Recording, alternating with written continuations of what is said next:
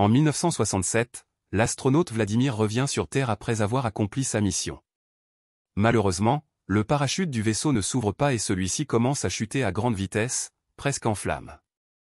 Vladimir pense qu'il est sur le point de mourir lorsqu'il aperçoit une lumière à proximité. De nombreuses années plus tard, la psychologue Jeanne mène une expérience avec des enfants, elle leur donne une guimauve et leur dit que s'ils attendent avant de la manger, elle leur en donnera une autre plus tard. Malheureusement, la plupart des enfants finissent par la manger quand même, et elle peut toujours deviner qui fera quel choix. Plus tard, chez elle, Jeanne entend aux informations que le psychologue choisi pour la prochaine mission sur Mars est mort dans un accident d'hélicoptère alors qu'il se rendait à la station spatiale. À ce moment-là, elle reçoit un appel lui proposant le poste. 10 mois plus tard, la mission Ulysse n'a plus que 24 heures avant d'atteindre Mars. Jeanne entretient une relation physique avec le capitaine du vaisseau, Martin, mais ils ont convenu de ne pas laisser de sentiments interférer. Peu après, Martin réunit l'équipage pour discuter des détails de leur atterrissage imminent, et Jeanne échange avec William, le milliardaire suisse qui finance le projet. Jeanne explique que dans son rapport officiel, elle a indiqué que tout allait bien, mais en réalité, le voyage de 10 mois a eu un impact sur la santé mentale de l'équipage. Basile présente des symptômes de sociopathie, Simon, qui est censé être le second, ne parle presque pas au capitaine, et Martin est perturbé car il est en train de se séparer de sa femme Alessandra, qui semble être en dépression. À ce moment-là, Martin invite William à parler et fait une grande révélation, ils ne sont en réalité pas les premiers à atterrir sur Mars. Une mission américaine appelée Z1 y est arrivée 2 semaines plus tôt en utilisant un nouveau système de propulsion qui leur a permis de faire le voyage en seulement 3 semaines. Cependant, la Terre n'a plus eu de nouvelles d'eux, sauf une seule vidéo que l'intelligence artificielle du vaisseau, Irene, affiche à l'écran. Un astronaute de Z1 dit à la NASA de ne pas venir les sauver car c'est trop dangereux, puis la vidéo se coupe. Martin et William savaient cela depuis une semaine, ce qui pousse Simon et Yann à se plaindre, estimant qu'ils auraient dû être informés du danger. Martin et William répliquent que leur réaction prouve justement pourquoi ils ne leur ont rien dit et expliquent qu'ils sont désormais en mission de sauvetage. Ensuite, Basile et Yann vont voir Eva, qui s'emporte lorsque Basile insiste sur les dangers de Mars. Yann la prend dans ses bras pour la réconforter, ce qui rend Basile jaloux. Il court se réfugier dans sa chambre pour les espionner à travers les caméras de sécurité. Au même moment, Simon dit à Jeanne qu'ils auraient dû choisir un meilleur psychologue, mais Jeanne lui répond qu'il est juste énervé parce qu'elle a préféré Martin à lui. Avec seulement 30 minutes avant l'arrivée, l'équipage termine les vérifications du système. Cependant, lorsqu'ils tentent de séparer la navette du vaisseau principal, Irene annonce une erreur système. Pour éviter un crash sur Mars, quelqu'un doit sortir pour effectuer la séparation manuellement. Il décide d'utiliser le carburant d'Ulysse pour maintenir la navette en orbite pendant que Martin sort. En quelques secondes, il parvient à réparer le problème, mais Ulysse tourne sur lui-même lors de la séparation et percute Martin, l'envoyant dériver dans l'espace. L'équipage envisage de le secourir, mais ils n'ont pas assez de carburant et c'est leur seule fenêtre d'entrée dans l'atmosphère. La navette commence à descendre en tremblant violemment, et l'équipage ressent une chaleur intense. Soudain, Irene annonce une panne de batterie et une puissance insuffisante, ce qui déclenche un arrêt total des systèmes. Ils n'ont d'autre choix que d'atterrir manuellement, ce qui est encore plus difficile en raison d'une tempête sur Mars. Avec beaucoup de concentration, les pilotes attendent le bon moment et réalisent un atterrissage parfait. Désormais, l'équipage est officiellement sur Mars, mais ils n'ont plus de carburant et Irene ne redémarre pas, ce qui signifie qu'il n'y a plus de système de survie. Ils ont au maximum 24 heures à vivre. Alessandra prend un moment pour faire son deuil seule et regarde par la fenêtre, où elle aperçoit une silhouette sur une colline qui disparaît rapidement. Un flashback montre alors l'annonce de Z1 par le PDG Ivan, qui explique les détails de sa technologie avancée. Dans le présent, Ivan est maintenu dans une pièce stérile et isolée, car il lui reste peu de temps à vivre, un fait que son entreprise garde secret. Sur Mars, Yann explique qu'ils ne peuvent pas allumer Irene, car elle consommerait le peu de carburant qui leur reste. Ils pourraient attendre que les panneaux solaires rechargent les générateurs, mais la tempête les a endommagés. Leur seule option est de trouver Z1 et de récupérer sa batterie. Simon, Eva et Jeanne partent en rover tandis que les autres restent pour travailler sur la navette. Ils essaient d'éteindre tous les systèmes non essentiels, mais cela ne suffit pas à redémarrer Irene. Peu après, l'équipe en rover trouve l'épave de Z1, mais il n'y a aucune trace de l'équipage ni de batterie. Tout ce qu'ils peuvent récupérer, c'est un autre panneau solaire. Alors qu'ils rebroussent chemin, Jeanne aperçoit un astronaute inconscient au sol, tenant une boîte noire. Il décide de le ramener, mais à la navette, Yann refuse d'ouvrir la porte. Comme le panneau solaire est inutile, il pense que le processus de dépressurisation consommera trop d'oxygène et les tuera tous, donc il préfère sauver ceux qui sont déjà à l'intérieur. À ce moment-là, l'astronaute se réveille et, au même instant, Irène se réactive miraculeusement en maintenant une consommation sous la limite. Les portes sont ouvertes et l'équipage ramène le nouvel astronaute à l'intérieur, révélant qu'il s'agit de Vladimir. Il ne sait pas comment il est arrivé là et croit toujours être en 1967. Vladimir ne parle pas de sa mission, car ces informations sont confidentielles. L'équipage pense qu'il fait partie du groupe Z1 et pourrait souffrir d'un trouble mental causé par le crash, alors ils le laissent se reposer et envoient un message à la Terre. Un peu plus tard, ils reçoivent une réponse affirmant qu'aucun Russe ne faisait partie de Z1. Ils y joignent une photo de Vladimir, qui était censé être mort en 1967 lors du crash de son vaisseau sur Terre. William et Jeanne connaissent son histoire publique et le considèrent comme un héros, tandis que Basile théorise qu'il les attendait.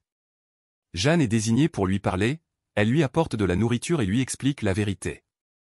Vladimir ne la croit pas, même en voyant les photos, et demande à être laissé seul pour faire une sieste.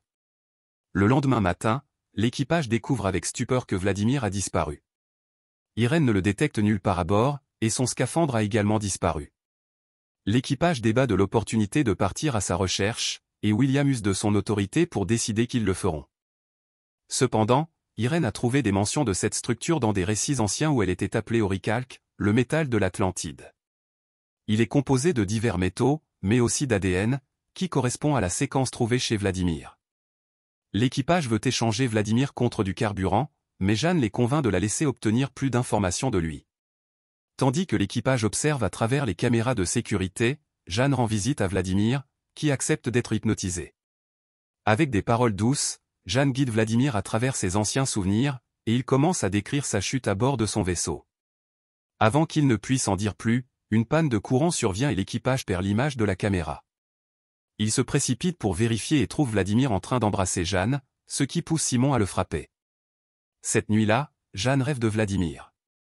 À son réveil, elle ne se souvient plus de ce qui s'est passé après le début de l'hypnose. L'équipage lui explique qu'ils l'ont trouvé dans un état second. À ce moment-là, le capitaine Gemma et Alan de la mission Z2 leur rendent visite. Gemma est une vieille amie de William et Alan et l'inventeur de leur système de propulsion, ce qui signifie qu'ils pourraient être capables de réparer la navette. Un rapide examen indique que tout devrait être réparable, mais Z2 devra leur prêter du carburant. Pendant ce temps, Jeanne commence à se souvenir de l'hypnose que Vladimir lui a fait subir. Elle se trouvait dans la maison de son enfance avec lui, et il lui a dit que les humains ne prenaient pas soin de la Terre. Il ne pensait pas que l'humanité survivrait longtemps, et Jeanne était d'accord. William fait visiter la navette à Gemma et elle interroge l'équipage sur la structure en pierre, ce qui les choque. William n'a plus d'autre choix que d'avouer qu'il y a 4 ans, un rover de la NASA a envoyé une photo de cette structure, mais au lieu de la rendre publique, ils ont contacté des investisseurs potentiels. C'est ainsi qu'Ivan et William se sont lancés dans une course pour arriver en premier sur Mars. Ensuite, ils montrent à Gemma les résultats des analyses et elle se demande si la séquence ADN pourrait être une forme de données. Elle explique que sur Terre, on a déjà découvert que l'ADN pouvait servir de système de stockage d'informations, ce qui signifie qu'en théorie, il pourrait aussi être réécrit. En utilisant la théorie de Gemma, Irène décode la séquence ADN et trouve une série de nombres. En privé, Yann crie sur William pour lui avoir caché des informations, affirmant qu'il n'a plus confiance en lui. Quelques instants plus tard, Basile informe William que Vladimir et la structure en pierre sont en réalité des programmes informatiques vivants. Basile a aussi travaillé sur la copie que William a faite de la boîte noire de Z1 et a découvert une vidéo montrant 2 Américains en train de frapper Vladimir, mais les images s'arrêtent au moment où Z1 manque d'oxygène. Ce ne peut pas être une coïncidence, ce qui confirme que Vladimir a redémarré Irène et a manipulé la caméra pendant l'hypnose. Basile pense que Vladimir peut contrôler tout le vaisseau. Plus tard, William approche Jeanne et lui montre les photos de la structure prise 4 ans plus tôt, qui, combinées avec certaines longueurs d'onde, révèlent le visage de Jeanne. Cela la bouleverse profondément et Simon le remarque. Il va alors crier sur William pour avoir manipulé tout le monde. Leur dispute manque de devenir physique, mais elle est interrompue par Gemma, qui vient de retrouver Vladimir et annonce qu'elle l'emmène avec elle. De son côté, Jeanne continue de se souvenir de la séance d'hypnose. Elle était dans la maison de son enfance et Vladimir est apparu derrière elle, disant qu'elle avait été choisie parce qu'elle pouvait toujours deviner ce que les gens pensent. Le lien entre Mars et la Terre, ce n'était pas lui, c'était elle. Elle était la raison pour laquelle Vladimir était là, et il lui a avoué qu'il voyait son visage depuis des millions d'années. Maintenant, elle doit prendre une décision qu'elle a déjà prise dans le passé. Avant de l'embrasser, Vladimir lui a dit d'aller au plateau de Thomasia. Elle s'équipe alors et quitte la navette. Sur Terre, les médecins expliquent à Ivan que le cerveau de Vladimir est l'équivalent organique d'un ordinateur. Il travaille sur un moyen de transférer les neurones d'Ivan dans un état quantique, mais si ses souvenirs et ses connaissances peuvent être transférés, sa personnalité, elle, ne le sera pas. Il y a aussi un risque élevé que le transfert échoue et le tue, mais Ivan veut tenter le coup malgré tout, car il va bientôt mourir. Dans la navette, Simon remarque que Jeanne est en train de partir et veut l'arrêter, mais elle lui dit qu'elle doit faire cela seule. Furieux, Simon court crier sur Vladimir pour avoir changé Jeanne, mais Vladimir répond que Jeanne s'est simplement trouvée elle-même. Pendant ce temps, Alan et Alessandra travaillent sur la navette et découvrent qu'ils n'ont plus accès à l'application du moteur, mais Irène refuse d'expliquer pourquoi. Ils demandent alors à Basile de vérifier, et ils découvrent qu'Irène est en train de se reprogrammer elle-même. Elle ne répond à aucune des questions qu'on lui posait. Lorsque Basile remarque qu'il y a des milliers de sous-programmes interconnectés, Alessandra les compare à des neurones. Cela signifie qu'elle est en train d'être restructurée comme un cerveau et, soudain, Irène déclare qu'elle évolue. Pendant ce temps, Jeanne trouve un curieux tas de pierres, et William et Simon capturent Gemma avant de la forcer à partir avec Simon pour retrouver Jeanne. À cet instant, les gardes armés de Z2 apparaissent devant la navette et demandent Vladimir. Cependant, Alessandra leur dit qu'ils n'autorisent pas les armes à l'intérieur et coupe la communication. Yann se plaint car il veut rentrer chez lui, mais personne n'est d'accord avec lui. Ensuite, William demande à Basile d'envoyer un message à Ivan, mais il découvre que la navette a perdu contact avec la Terre. Quelques minutes plus tard, Yann ouvre les portes et les gardes armés entrent dans la navette, prêts à capturer Vladimir. À ce moment-là, Basile termine le redémarrage d'Irène et les lumières s'éteignent. Les gardes crient de rage et, lorsque l'électricité revient, ils découvrent que Vladimir a disparu. Basile vérifie l'ordinateur et remarque que le redémarrage a échoué, donc Irène ne répond plus. Au même instant, Vladimir apparaît à côté de Yann. Un flashback révèle que le vaisseau d'origine de Vladimir avait plus de 200 problèmes et que les scientifiques voulaient retarder le lancement. Cependant, les dirigeants ont décidé de respecter le calendrier. Un scientifique a tenté d'avertir Vladimir du risque élevé de mort, mais ce dernier voulait tout de même partir pour entrer dans les livres d'histoire. Sa femme n'a pas bien pris la nouvelle. De retour à Jeanne, elle continue d'errer jusqu'à ce qu'elle trébuche soudainement et roule en bas d'une colline, perdant connaissance. Elle rêve de son père et des nuits où ils regardaient les étoiles ensemble, mais aussi de la nuit où il lui a annoncé qu'il avait un cancer. Jeanne se réveille ensuite et découvre que sa jambe est coincée sous des rochers. Elle essaie de se libérer en vain, mais alors qu'elle est sur le point de perdre espoir, elle est contactée par Gemma et Simon. Ils viennent de trouver le tas de pierres et lui promettent d'arriver bientôt. Dans la navette, les gardes de Z2 commencent à frapper les membres de l'équipage jusqu'à ce qu'ils acceptent d'appeler Gemma. Elle apprend que Vladimir a disparu, mais ordonne à ses gardes d'attendre calmement jusqu'à son retour. Simon est choqué qu'elle accepte de continuer à chercher Jeanne. Quelques minutes plus tard, Basile voit un message sur son ordinateur et pense que c'est Irène. Cependant, l'auteur affirme qu'il a dû la remplacer et se présente comme Vladimir et plus. Soudain, il écrit « Je suis Mars » et partage un long texte que Basile commence à lire. Pendant ce temps, Jeanne repense à son père et se souvient du jour où il lui a dit que sa tumeur était inopérable, ce qui signifiait qu'il ne lui restait que quelques mois à vivre. Il lui a dit qu'il ne voulait pas souffrir, et quand le moment viendrait, il voulait qu'elle débranche son assistance vitale. Jeanne a essayé de refuser, mais son père lui a fait changer d'avis en lui racontant l'histoire du sacrifice de Vladimir. Des mois plus tard, à l'hôpital, Jeanne a trouvé la force de dire adieu à son père avant de débrancher son appareil. Dans le présent, Jeanne est enfin sauvée par Simon et Gemma. Le trio avance et, après une longue marche, ils trouvent une immense porte sur une colline. Ils entrent et découvrent une série de tunnels, que Jeanne parvient à parcourir grâce à une étrange vision. Après un moment, ils sont stupéfaits de découvrir de l'eau. Dans la navette, Basile parvient enfin à relancer l'ordinateur et Eva remarque immédiatement une tempête dangereuse qui approche sur le radar. Elle arrivera dans environ 10 heures, alors les gardes veulent partir avec Alan, qui refuse d'abandonner les autres. Une dispute éclate, et alors que la situation devient violente, le courant se coupe. Quelques secondes plus tard, la lumière revient et Vladimir apparaît, demandant à être emmené sur Terre. Les gardes l'ignorent et annoncent qu'ils partent. Yann veut les accompagner et leur rappelle qu'il les a laissés entrer. Basile continue de vérifier les messages de l'ordinateur, qui disent « Fais-moi confiance ». Sur Terre, Ivan est en train de mourir pendant la procédure et voit des visions de Vladimir sur Mars. Les médecins parviennent à le sauver, mais il refuse ensuite de prendre des médicaments. En expliquant pourquoi il a besoin de ressentir la douleur, il dit à une infirmière que ce sont les humains qui ont créé l'intelligence artificielle sur Mars. Dans les tunnels, le trio trouve des milliers de crânes dans un mur. Jeanne conclut que les Martiens d'origine ont fui leur planète et sont allés sur Terre, où ils sont devenus l'humanité. L'état actuel de Mars est la conséquence de l'abus de ses ressources par son propre peuple, jusqu'à la destruction totale. Dans la navette, Yann sort une arme et demande à être emmené à Z2, mais il est ignoré. Se souvenant de la visite de Vladimir plus tôt, Yann se demande s'il peut ralentir une balle et met sa main devant l'arme. Puis il tire sur Vladimir pendant qu'un des gardes s'enfuit. Cela provoque un malaise chez Jeanne, qui commence à avoir du mal à respirer. Alors que Simon vérifie son état, Gemma s'enfuit aussi. Vladimir est emmené à l'infirmerie et Alessandra tente de soigner sa blessure alors que les lumières vacillent.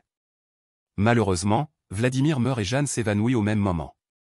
Se basant sur ce qu'il a observé jusqu'ici, Simon enlève son casque et découvre qu'il peut respirer. Il enlève ensuite celui de Jeanne et lui fait du bouche à bouche, ce qui l'aide à reprendre conscience. Alors qu'elle reprend son souffle, elle remarque qu'un mur s'ouvre, révélant une lumière éclatante. Le duo traverse l'ouverture et se retrouve dans une zone enneigée, où Vladimir les attend. Dans le désert martien, Gemma contacte ses gardes et apprend la tempête imminente ainsi que la mort de Vladimir. Elle ordonne qu'on emmène le corps de Vladimir à Z2 et qu'on capture également Jeanne. Dans la navette, William annonce à l'équipage qu'il va chercher Jeanne avec une arme secrète et s'éclipse sur un quad. Il trouve la grande porte et entre, découvrant aussi la lumière et la traversant. William apparaît également dans la zone enneigée et retrouve les autres, les prévenant de la tempête. Vladimir explique que tout s'est terminé ici il y a longtemps, et le groupe comprend qu'ils sont au pôle nord de Mars, à 1000 miles du vaisseau. Il a été créé par les Martiens d'origine, qui se sont entretués à cause du manque de ressources. Un groupe de survivants s'est envolé vers la Terre pour recommencer et a transmis l'histoire de Mars sous forme de légende, que Platon appellerait Atlantide. Dans la navette, le garde remarque l'absence de William et part à sa recherche. Eva profite de ce moment pour embrasser Basile et lui promet qu'ils s'amuseront s'ils survivent. Finalement, Jeanne demande à Mars ce qu'elle doit faire. Une multitude de souvenirs envahit son esprit et soudain, le vaisseau s'active avec un message affichant « Bonjour ». Sur Terre, Ivan apprend le retour du vaisseau et annonce avec colère qu'il ira lui-même sur Mars.